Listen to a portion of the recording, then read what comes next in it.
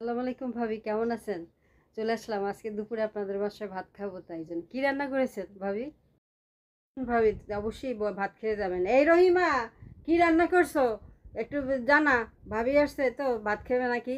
তাড়াতাড়ি দেখ, ভাত হয়েছে। হ্যাঁ, মোরে বলেছেন ভাত রাঁধছি, ভাত হয় না এখন আবার ছুলে। আর হুটকি রাঁধছি, আর হুটকি ভাজি, লুটে হুটকি রাঁধছি, ভাজি করছি আর কি, পেঁয়াজ মরিচ দিয়ে বেশি করিয়া, রসুন দিয়ে। আর ওই কালকে যে শাক পাতা টোহাইছিলাম, এই ভাজি করছি। ওমা, এখিরা ধরাইছি মুই একালে।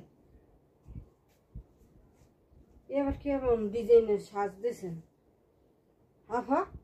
আপনি এবার কেমন সাজ দিয়েছেন? মুই একাল ডরাইছি। আর কিছু নাই, আপার পার্লার আছে তো, আপা একটু আর কি নিজের নিজের শরীরে নিজে মাঝে মাঝে সাইজে টেজে দেখে কেমন হয়। যা টাটা ঢং ঢং দেখলে কালে গা জ্বলিয়ে যায়।